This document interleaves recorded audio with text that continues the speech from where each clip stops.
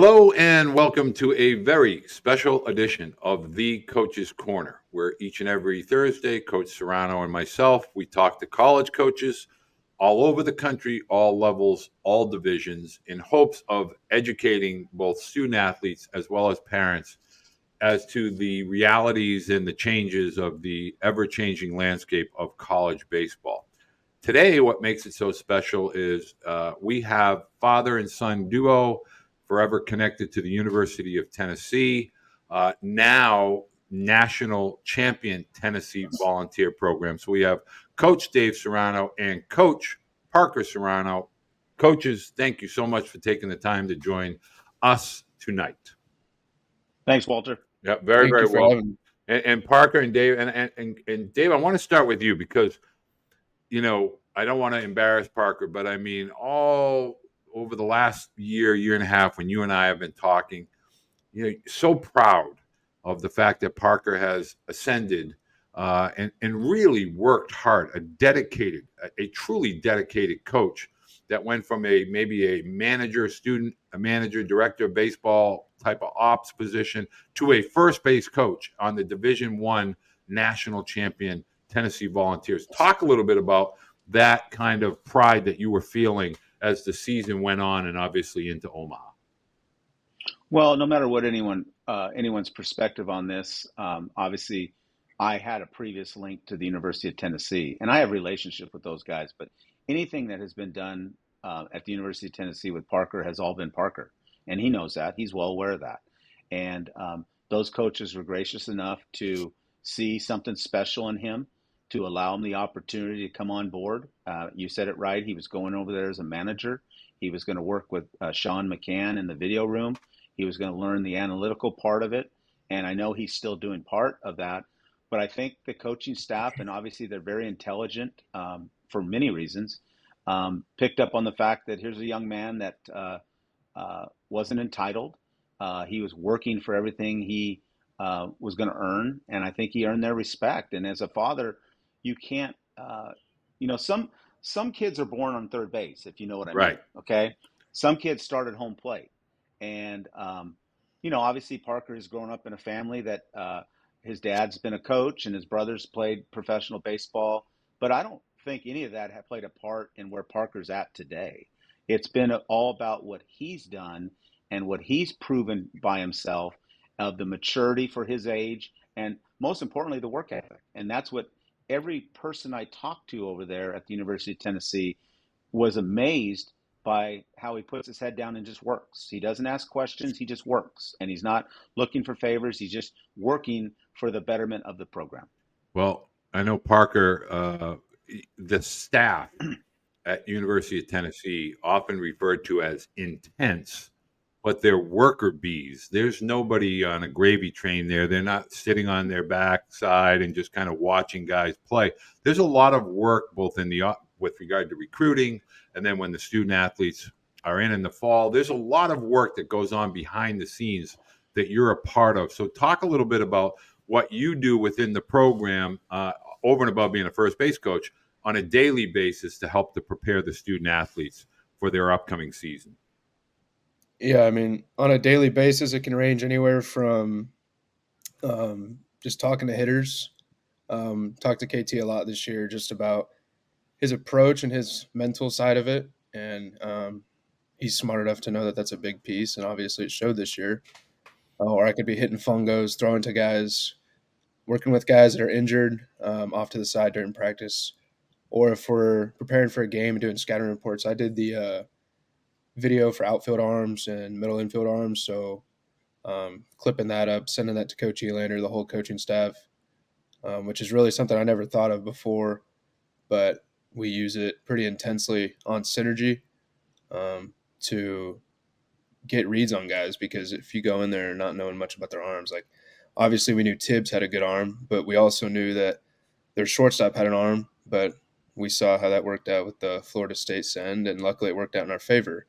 But a lot of random things, but it's all stuff that I love to do. So, one of the things, Dave, that you and I often talk about is development of an athlete. When does that begin? When should that begin?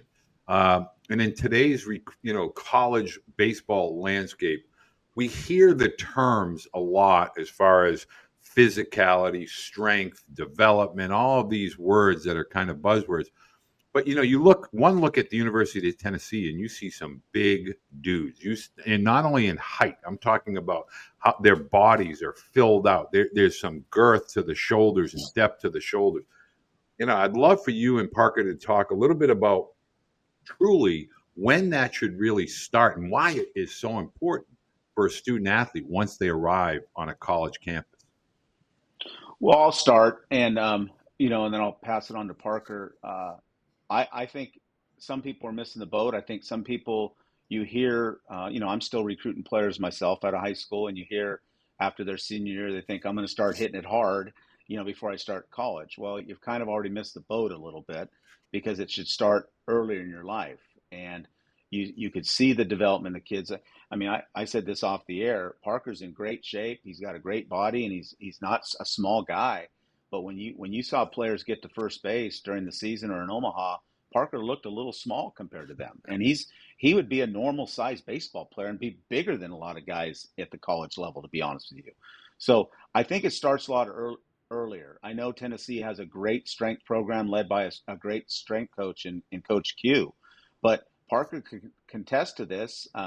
Guys like Dean Curley, they didn't grow 6 inches since September. He walked on campus and was a big guy, and so these guys are getting it farther than their senior year, the summer of their senior year. And Parker, I'll let you add to that, but it's just work. You said this perfect, Walter. Everyone's playing all these games all the time, and that's great. I mean, I think the more you play, the better you get, but no one's putting enough focus on I need to get stronger, bigger and stronger and faster so I can play with the big boys at the Power 5 levels or all levels, to be honest with you. Yeah, I mean, I don't really think there's a time where it should start. I think it should be a continuous progression. One example that I know that I heard of the other day is Quinn Matthews was a lefty at Stanford. He was the one that threw the 156 pitch game against Texas in the Supers last year, I think. And he was 91, 92. He pitched against us in the elimination game. Kind of like a Xander Sechrist, spotty lefty. But he got drafted and didn't play last year in the minor leagues in their farm system, took a year off just for development and put on 20 to 30 pounds. And now he's throwing upper 90s and he's got ridiculous numbers. So I don't think it's when it should start. I think it's just having a good continuous progression. And three staples of that in our program is Beth Schwartz, our nutritionist, Coach Q, our strength coach, and Woody. Those guys are working with the players 24/7. Miss Beth, she's the backbone of the players' health. She's always making sure they're fed, making sure they have sodium, electrolytes, everything with them. And then Q is obviously pushing guys to their limits to not only maximize their body, but maximize their mental. Definitely pushing guys farther than they ever thought they probably could be. And then Woody just takes care of them, whether that's recovery or injuries, making sure they're, again, mental is good to come back and keep competing. I think a lot of parents and student athletes would benefit, Parker, if you could kind of share, a typical day in the life during the fall of a college baseball player. I think we have this misconception that it's kind of a continuation of high school. You go, get up in the morning, have a little cereal, go to school, after school, meander over to the baseball field, have a practice, and then go home. Can you kind of talk about the realities of being a college student athlete the minute your feet hit campus? Let's say late August or early September, what does it look like to be a college baseball player? It's a lot. I mean, it's around the clock, 24/7. Like you said, when you step on campus as a freshman, you're immediately competing against 50-something other guys, 40 other guys that are trying to do everything they can to take your spot. So it's about getting better every day. Time management's one thing that's obviously the biggest thing, because if you get too swarmed with everything that gets thrown at you, whether it's classes or meetings with advisors, practice lifts, you're going to be late to something. You're going to get yelled at by Coach Q, and then you're just going to start falling behind other guys. So it's definitely a lot, and it's what kids probably don't expect, but that's the cost that it is to play Division I baseball. Dave, I would love for you to talk about this because this is in your wheelhouse. We watched the College World Series, and I found myself really fascinated by the fact that we didn't see pitchers, 95 to 100. We saw a lot. Tennessee left-hander came in 89, 92. A&M left-hander, right-handers in that 89, 93 window. Are we returning back to the fill the zone with strikes as opposed to the spray and pray mentality of the big high velo guys within college baseball? Well, I think that's a great question, Walter. And I think in the two programs that played for the national championship, if I could recall, they may have ended up 1-2 in the country in ERA. Right. And there were some good arms in there, don't get me wrong. But I think at both programs, and Parker can attest to this, that especially the one he's working in, you don't pitch if you're not throwing the ball over the plate. I don't care if you throw 100 miles an hour. And they have some guys that throw 100 miles an hour. But you don't get on the mound, you don't get an opportunity unless you can establish the strike zone. And I think it's some of the schools that are more successful on a consistent basis, you're starting to see that more. That it isn't about. I It, think what you're seeing more now. I think what you're seeing nowadays more, Walter, is the fact that teams have different looks out of the bullpen. They have guys with high arm angles, lower arm angles, left, right. I think that's what you're seeing more than consistent velo coming out of the bullpen is different looks. And I think that's what Tennessee and Frank Anderson did such a great job of this year is they gave a lot of different looks with a lot of different velocities throughout their whole pitching staff. Yeah, I noticed that especially with Tennessee I watched through the SEC tournament and then obviously regional, super regional, especially the supers against Evansville, which I thought was a great series. Parker, I think parents, and I really want to talk to parents. I think parents right now are frustrated because they don't really understand the environment for the high school baseball player. It used to be the tournaments, the summer tournaments, the travel tournaments, and then the showcases. But I think we're really seeing, and going back to our topic on strength, but it's truly becoming a game of the ultra skilled and the bigger sized athletes. And so, if you had the ability maybe to go back as an 18-year-old, what would you have told yourself about preparing for college that you would probably try to share with parents today about preparing for the mental dynamic, the physical dynamic, just being a student athlete at the collegiate level, whether it's NAIA or NCAA? What are some of the hurdles that you would have or encourage parents to be preparing for? Yeah, I'd say first thing is make sure you're durable, physically and mentally. Making sure you're lifting, eating right in high school, sleeping. I didn't really do that in high school very well. I know a lot of kids don't, but that's a game changer. Mentally, just like I said earlier, being ready for any hurdles that's going to be thrown your way, anything that you're going to have to balance that you're not used to in high school when mom and dad are cooking you food or you have to go find food at one of the dining halls or something. And then, yeah, it's just you got to be ready for the adversity that's going to come because it's going to be a lot. But definitely taking care of your body and your sleep and making sure you're ready for whatever comes your way. You know, One of the things, Walter, I want Parker to kind of explain. Okay, so Parker, and again, he's my son, and he knows that I love him one way or another. Parker had to fight for everything he got throughout his career. He wasn't gifted with the greatest athletic ability, as they say. The apple doesn't fall far from the tree, and Parker went through high school, kind of had a rough high school experience, and then went to junior college. And I'm not saying this as his dad. I'm saying this as a baseball coach. I think Parker worked as hard as anyone in that program. Working hard doesn't always give you the opportunity to play. Sometimes it could be a better player. Sometimes it could be just a coach's choice. But one of the proudest moments in my life as a father was a year ago when Parker had finished his sophomore year at a local junior college.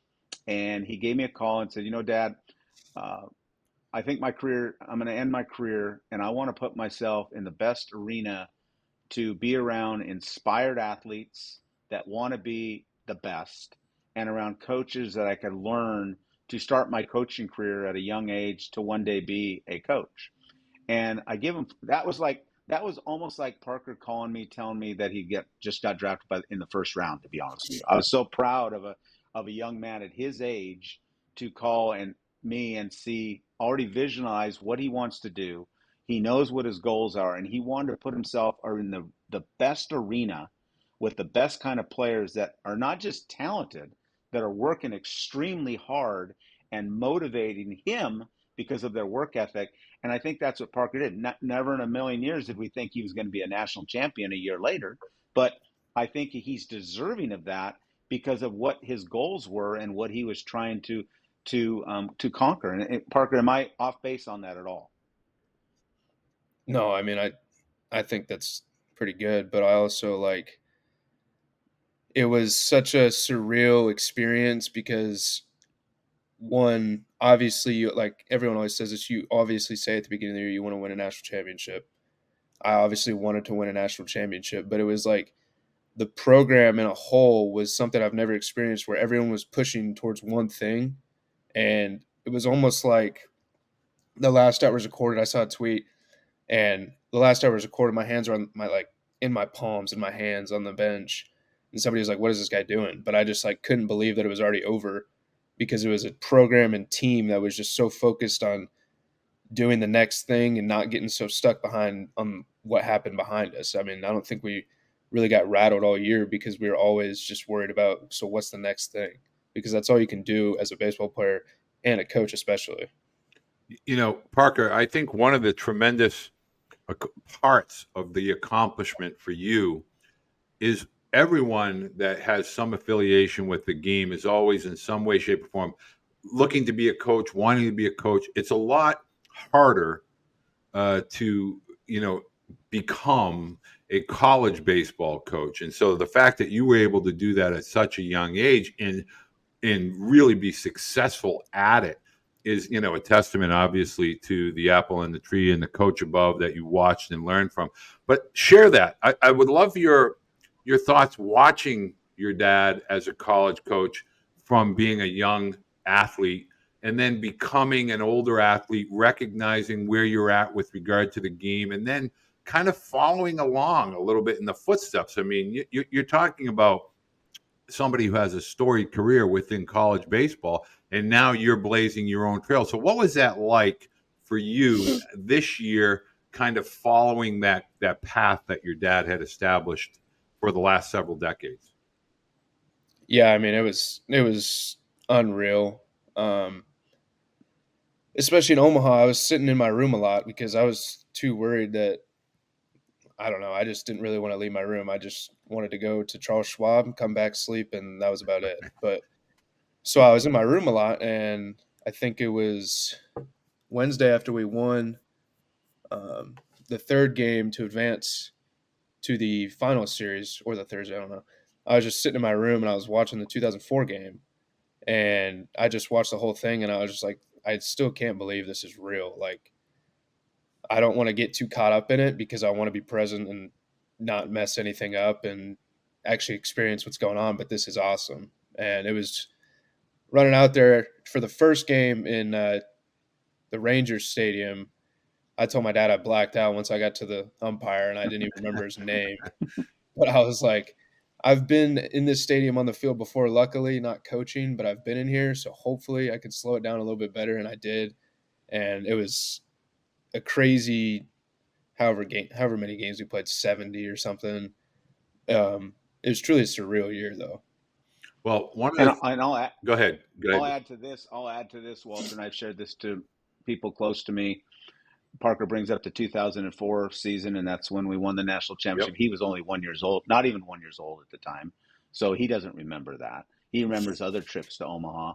But when I was fortunate enough because I had his lanyard to go down on the field after the game, and my main focus was to go down and congratulate Parker. And I tell everybody, and this is the truth, that I was very proud for our accomplishments in 2004 when I was with George Horton and Rick Vanderhook and Chad Baum and that 2004 team.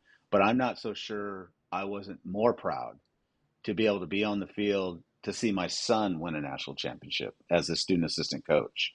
And the sacrifices that he's made throughout the season, throughout his life to get to this point, I couldn't be any prouder. I mean, I couldn't.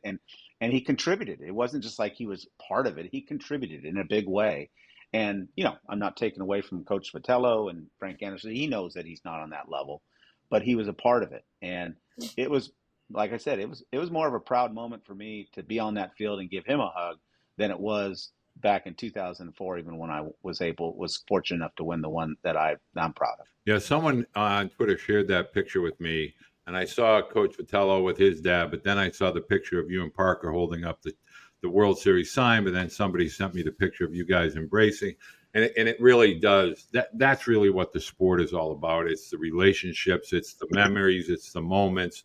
And obviously, it's really a blessing that you were able to share that. And Dave and Parker, I'm wondering if you can kind of share with parents when you say the team was all in. We often hear coaches talking about you have to buy in. It's a culture. We want, but it's one thing to say it. It's another to live it and living it every single day with purpose. Can you talk a little bit about that? I've heard, Dad talk about it, but talk about it from your perspective, being there for a year and then finally winning it all at the end. What is it like living it every single day, being the best that you're capable of being every single day? It was special. Like you said, you can say it. I've been on teams that say you want to be the best you can be and do everything you can to win, but you got to do it. All those guys, 1 through 9, all superstars, the whole bench, superstars, some of the best team guys I've ever seen that didn't get their big shiny moment this year, but they were for the team the whole year. Big dugout of guys picking each other up. I think earlier this year, maybe Burke made an error, and then TV caught him saying, "I got you" to Beam or something, and then his next AB hit home run. That's an extreme version. But there's little versions for sure, like just being there for a guy when, he may fail, which is part of the game, but just picking each other up and always worrying about what's next instead of what happened, because, that's not going to get you anywhere. And that's what this team was all about this year. And it was really special just to see them come together from the fall to the end of June. It was pretty awesome. Dave, we don't get the opportunity because you're such a busy guy this time of year. You're pulled in a myriad of different directions. But I really would love for parents to hear your insight because you're on the front lines again. You're a head coach at Johnson University. You're out recruiting, and you've been doing this recruiting for decades.